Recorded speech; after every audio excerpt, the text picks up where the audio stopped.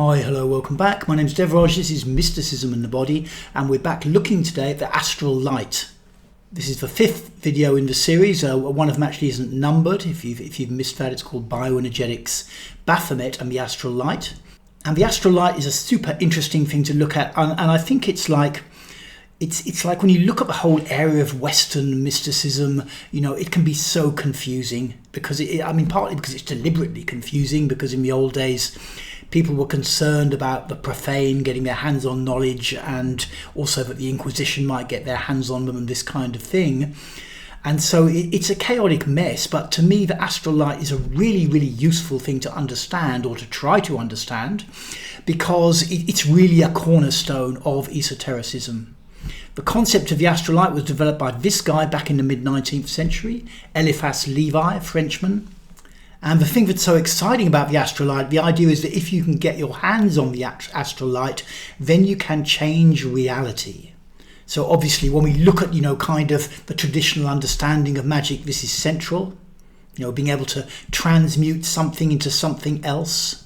And the exciting thing about the Astral Light to me is that just trying to understand it is what it actually is a big part of the journey.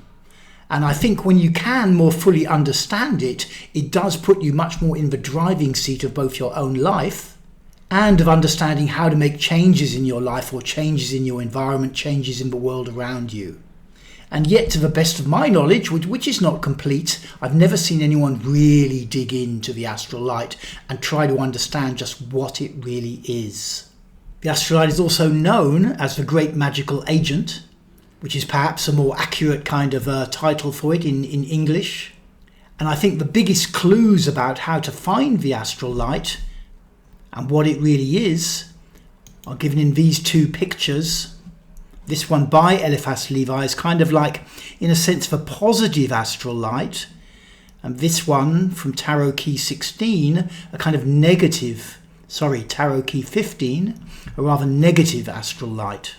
And by really digging into these images and understanding where they differ, we can start to understand, what the Astral Light really is. And I think the biggest clue to what the Astral Light really is given actually by the chains around the necks of these two people. They're kind of chained to this half-cube stone on which Baphomet, the kind of negative vision of Baphomet, is sitting. And I think he's identified as negative generally by this sort of, upside down pentagram, the darkness, the torch is very low, it doesn't give out much light, this kind of thing. He's a traditionally fairly, demonic or rather nasty looking character. A little bit in contrast to this guy, looks a bit more positive. But these chains, you'll notice, of course, as commentators on this key have noted, these guys could take these chains off if they wanted to. But what they're kind of doing is just preening, they've got these little tails, but they're just kind of preening themselves a little bit. And they're chained to the stone on which Baphomet is sitting. So as we looked at in the second of this series, what this is intimating is that this version of the Astral Light, the kind of negative or binding version of the Astral Light, is very similar to the Buddhist concept of identification. To be identified with something. If you've ever been engaged in Buddhism, often you're doing long phases of meditation, trying to kind of keep your mind in a neutral space so that you're not so attached to appearances. And, in like manner, there is a force which binds us to appearances. There's a force that makes me say, this is my body. These are my thoughts. This is my podcast that I'm making. And, if you try to investigate who this I, this my really refers to, you will struggle. You will not easily find it. But that active investigation, as we looked at in the first two in this series, is very, very useful. Self-inquiry, as it was commonly known, drawn from the work of Ramana Maharshi back in the 1930s and 40s in southern India. Later picked up by a guy called Charles Berner, you can look him up, and his Enlightenment Intensive consisted of techniques to inquire into the nature of selfhood. It's very quasi-Buddhist. It's similar, it's a more direct technique than meditation to try and get you to try and find who is this I that we're constantly creating a sense of. So this might sound a little bit peripheral to, traditional esoteric stuff, but actually it isn't really. It's very, very central, and it's very, very central indeed if you want to understand the astral light. So the idea is there is this force which is binding us to stuff around us and causing us to see it in a certain way as being a part of me or mine. Likewise with our ideas, our beliefs, our actions.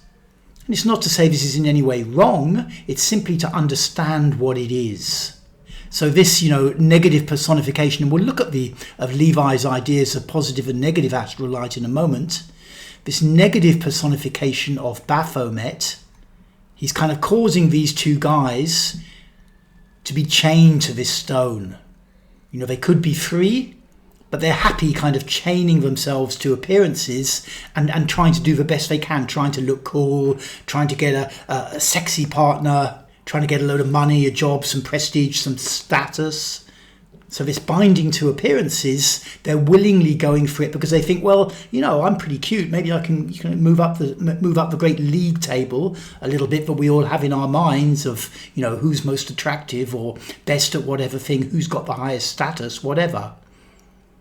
They're chained to this game, and the force that is chaining them to the game is the astral light. And if I've explained this well enough, you now have probably a good understanding of the astral light as anyone I've seen writing on the topic.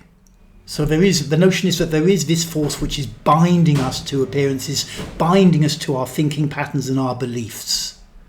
And this is quite deep because, in a sense, without this force, without this negative astral light, or this astral light that's caught up inside of us unconsciously, these things would not be seen as ours.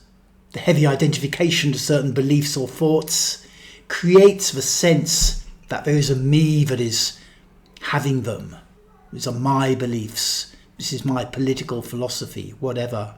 And then if we look over to this guy, Eliphas Levi's Baphomet, this is a more positive one.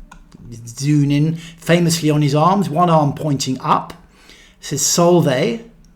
The other arm pointing down says coagula. So this is another huge thing. So what the action of solve to dissolve is to dissolve these chains. That's what it means.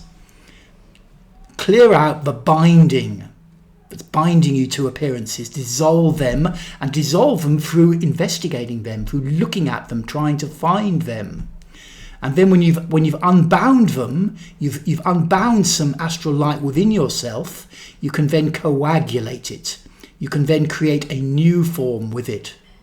So you unbind some of your identification to form, and then using the image making kind of mind's eye facility of your brain, of your mind, you project that energy into something you want to create. And this fundamentally is how the astral light is meant to operate.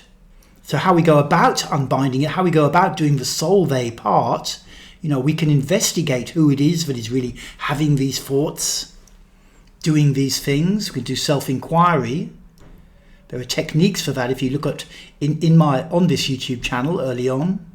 You can also work with the body, because this binding creates a charge inside the system, inside your body and your muscles and your fascia. So you can put your body in all sorts of strange bioenergetic positions, as they're called, and breathe and feel, and it starts to release some energy. So you have more astral light as a free agent inside of you. You can do breath work techniques like classically rebirthing, where you over-ventilate whilst lying down. And in so doing, it sends your body into a slightly altered state, sends your mind into an altered state as well. Some release happens. So there is a whole cathartic approach. You don't have to do it, but you can do it. A cathartic approach to loosening some of these chains off so that you can get your hands on the astral light. And from the more esoteric field, another approach to solve would be theurgy and related practices. Okay, so those are some different ways that we could unbind astral light. That's just some of the few possibilities. Before we get into the negative and positive aspects, let's just take a look at something else very relevant. Something that's really useful to understand here in terms of like the modern world and our super politicized modern world. What you'll see, over the last decade or so is a lot of people getting very engaged with politics, on social media. big kind of right-wing campaigns about nationalism, freedom of the individual, freedom of speech, this kind of thing, and big kind of left-wing campaigns about taking care of people and not being horrible to people and thinking of others before yourself and this kind of thing. One of the things you can understand about this kind of activity is that if you are chained to the result, it isn't going to work very well, and also it's going to set up a countercurrent. So if you're there on social media with your left wing or super left wing, and you're shaming people because they're being selfish in your opinion and this kind of thing, and you really want the whole world to be much more caring and beautiful and loving to each other, you're in trouble. If your whole outlook is that that's what you want, you're attached to the result, you're emotionally invested into the result, then you're going to set up the counter current, which is the right-wing guys coming in and kind of having a go at you and pushing back at you and fighting and whatever. And this is a central thesis of Levi's work. Perhaps I should mention the book where he wrote all this stuff down, Dogme et Ritual de Homagie. And a very good translation of that you can find by John Michael Greer. And also he in his book The Great Arcanum, Greer also does a really good interpretation, a commentary on the book, just to mention. But this is a central thesis of the book, that if you're attached to the results, then this whole kind of manifestation, trying to project my vision into the world thing, doesn't really work, and it sets up a countercurrent. So this is obviously problematic. Maybe you're super right wing and you really believe in freedom of speech, freedom of the individual, not being held back by the group and this kind of thing. Maybe you want, your whole country to be one, just its original ethnicity, and you're out pushing for this. If you're super invested in this outcome emotionally, then all this charge of energy suppressed in your body is bound up with it. You're chained to the result emotionally through your unconsciousness, and unfortunately you set up the countercurrent, which is the left coming in, shaming you and giving you a hard time. So whichever side of a political fence you're on, this is an issue. And this is really worth understanding, that you cannot project new forms into existence whilst you're very bound up with the outcome, with them happening. You want a great left-wing revolution to take part in America or Europe or wherever, or you want, freedom of speech and super libertarianism. You're totally bound up in it. You're spending a lot of your day, pushing this on social media or wherever. If you're doing that, you're also setting up the countercurrent. That's what Levi would say. And I think that's true. So you might be saying, well, how then do we create change? If we're invested in the outcome and trying to convince people of the validity and goodness of the outcome, and if that investment in itself essentially just sets up a countercurrent as well, how then do we create change? And the basic thing is you have to be less invested in the outcome. And to do that, you can't be projecting your own unconscious conflicts and the charge of energy inside your body from your childhood or wherever onto the world, because you will just set up a countercurrent. So essentially, you really need to do the inner work first. Find some way to not be chained to the outcome in your mind.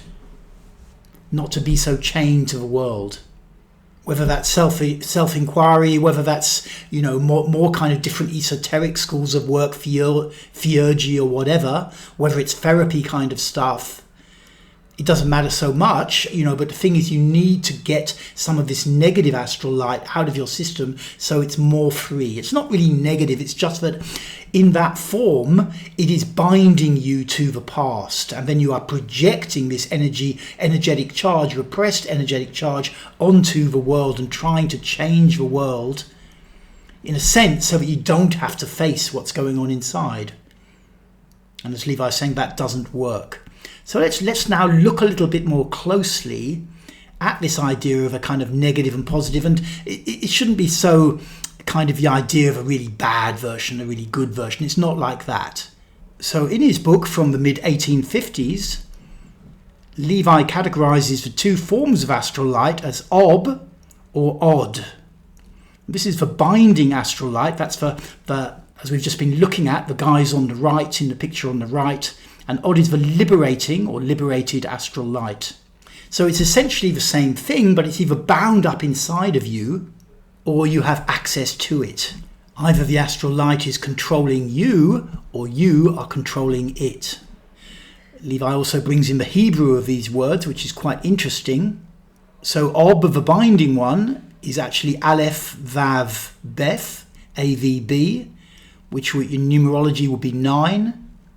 And then Od, the liberated or liberating astral light, the one you freed up, very similar, Aleph Vav Daleth. Number 11. So the only difference here is this letter B, Hebrew letter B, Beth, means a house, so it's like something that's going on inside. And then Daleth here means a door, so it's more like an escape, it's a way out. So they kind of map the same kind of concept in these letters. Another interesting correspondence you might be aware of here, if you're into Jewish Kabbalah, then one of the cornerstone books is called the Sefer Yetzirah, and famously there, where it's talking about the 10 Sephirot, it says 10 and not 9, 10 and not 11. So that's a little bit on the side, but that's also intriguing, the idea that there's something in between here, which Levi also kind of alludes to with the concept of Or, Aleph Vav Resh, which in Hebrew just means light, but it doesn't have a numerology of 10, it has a numerology of 207, Resh being 200.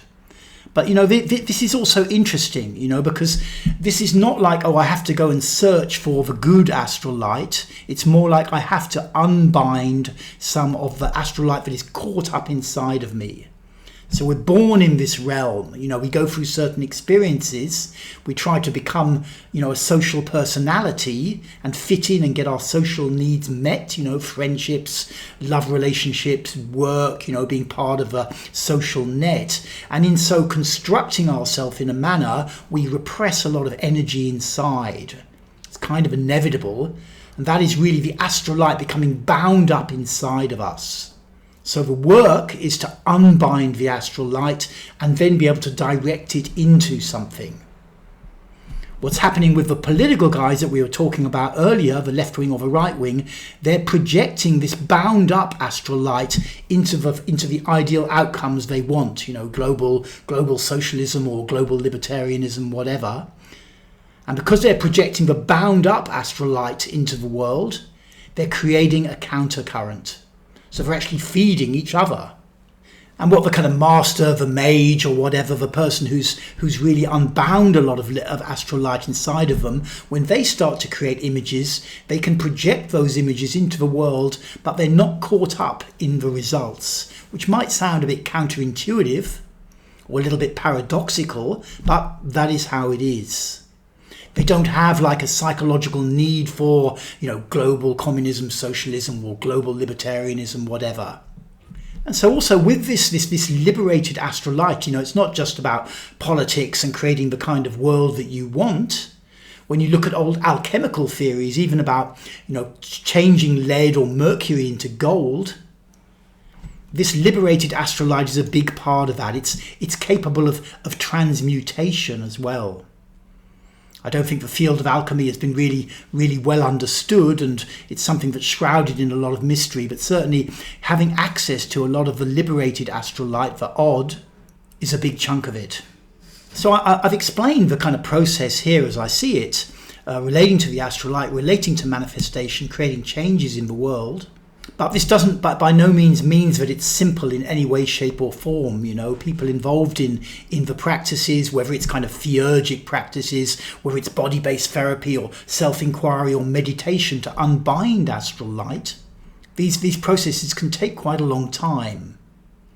I guess ideally what happens is you unbind a bit and you create some change in your life, simply not being bound up in this manner, and constantly kind of projecting your own inner conflicts on the world of itself will make your life better, regardless of whether you actually project that freed up astral light into the world and try to create something different. So, the techniques that we're looking at, whether they're more from the esoteric or more from the therapeutic or meditative scene, they're all of value anyway. Cool, okay, I don't think there's anything else I'd kind of plan to go into in this talk. So I hope you found it useful. Like I say, my name's Devraj Sandberg. Put me into Google. There's not many of people with my name around, so you'll find my stuff pretty quickly. And I'll see you again soon with some more mysticism in the body and some more chat and discussion about the astral light. Thank you.